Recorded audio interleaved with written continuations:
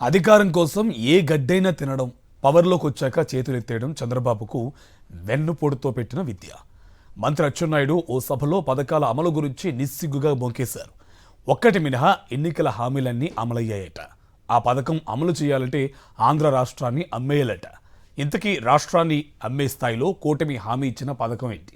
ప్రజలకిచ్చిన హామీల అమలు విషయంలో ఏపీ సీఎం చంద్రబాబు తన వెన్నుపోటు విద్యను మరోసారి చాటుకున్నారు. అధికారంలోకి వచ్చి 14 నెలలు దాటుతున్నా ఏ హామీని అమలు చేయని చంద్రబాబు ఆడబిడ్డ నిధి పథకానికి పూర్తిగా మంగళం పాడబోతున్నట్లుగా స్పష్టమైంది. ప్రభుత్వంలో కీలక మంత్రిగా ఉన్న అచ్చెన్నాయుడు స్వయంగా ఈ విషయాన్ని ప్రకటించారు. ఆడబిడ్డ నిధి పథకాన్ని అమలు చేయాలంటే ఆంధ్ర రాష్ట్రాన్ని అమ్మేయాల్సిందేనంటూ మంత్రి చేసిన వ్యాఖ్యలు ఏపీలో కలకలం రేపుతున్నాయి. అచ్చెన్న వ్యాఖ్యలపై ముఖ్యంగా మహిళా లోకం చంద్రబాబు సర్కారుపై తీవ్ర ఆగ్రహం వ్యక్తం చేస్తోంది. ఎన్నికలకు ముందు 18 ఏళ్లు నిండిన ప్రతి మహిళకు ఆడబిడ్డ నిధి పథకం కింద నెలకు 1500 చొప్పున సంవత్సరానికి 18,000 ఇస్తామని ప్రకటించారు. కూటమి మేనిఫెస్టోలోనే ఈ అంశాన్ని చేర్చారు.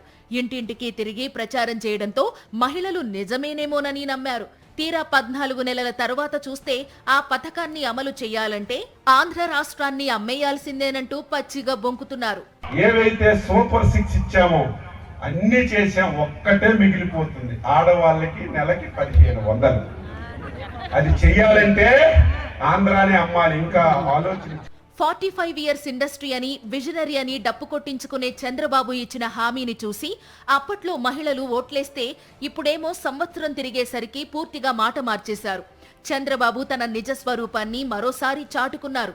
ఒక్క పథకాన్ని అమలు చేయడానికి ఆంధ్ర రాష్ట్రాన్ని అమ్మేసుకోవాలని అంటున్న అచ్చెన్నాయుడు మరి మిగతా సూపర్ 6 సహా 143 హామీలను అమలు చేయాలంటే దేశాన్ని కూడా అమ్మేసుకోవాలా అనే ప్రశ్న ఉత్పన్నమవుతోంది.